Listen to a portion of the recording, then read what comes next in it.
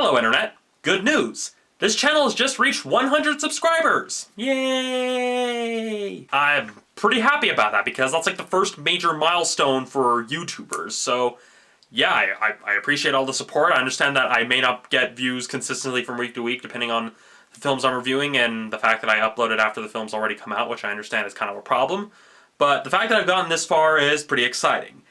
However, I didn't really have a video too prepared for that, so, well, that's mostly because the film I reviewed for this episode is at the forefront of my mind.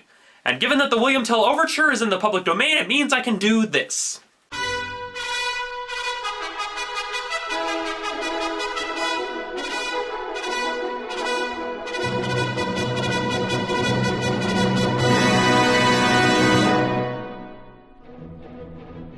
Okay, hold on, stop the music.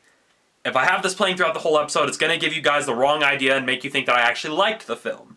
Granted, my familiarity with the Lone Ranger as a character is pretty limited because I only really know of the Lone Ranger because of his pop culture icon status. So I know kind of that he has his place in the history of entertainment, and that's about it. But going into this film, at least from what I was expecting what would be kind of a lighthearted, family-friendly Western.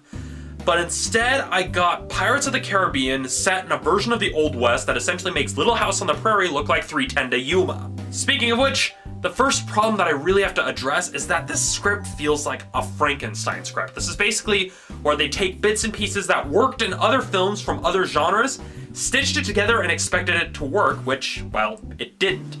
And the whole knockabout Pirates of the Caribbean set in the Old West is not that far off. I mean, yeah, it's directed by Gore Verbinski, Jared Bruckheimer's producing, it stars Johnny Depp, but literally when everything from both the writing down to the musical score feels like it's lifted from unproduced scripts and film versions of Pirates of the Caribbean, that's a problem.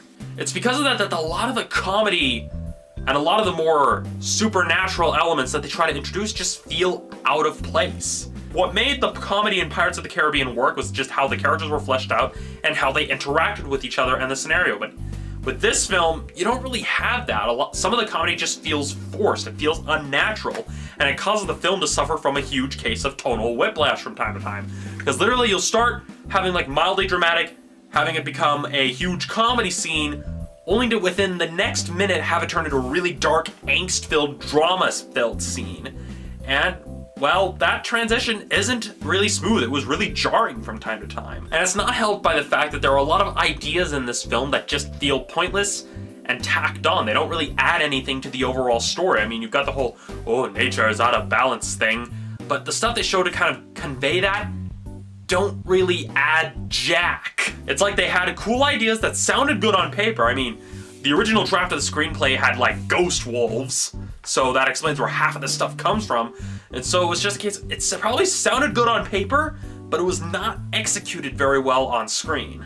There are whole characters that you could take out of the script, and the story wouldn't suffer for it. Whole scenes and whole ideas that if you took them out of the script, the story would probably be a lot better. This film clocks in at almost 2.5 hours, and it's just a case that there's just a lot of padding and filler that comprises most of those 2.5 hours. I mean, literally, even the end credits is almost evil, where they do this whole thing where they make you think it's going to be a teaser scene, but then the credits just continue rolling over the actual footage. Doesn't add anything, it's really just a case of, oh, we're going to make sure you stay to watch the credits because we're copying Marvel, ha ha ha. And it's stupid. It was really stupid. A lot of stuff in this film was stupid and pointless.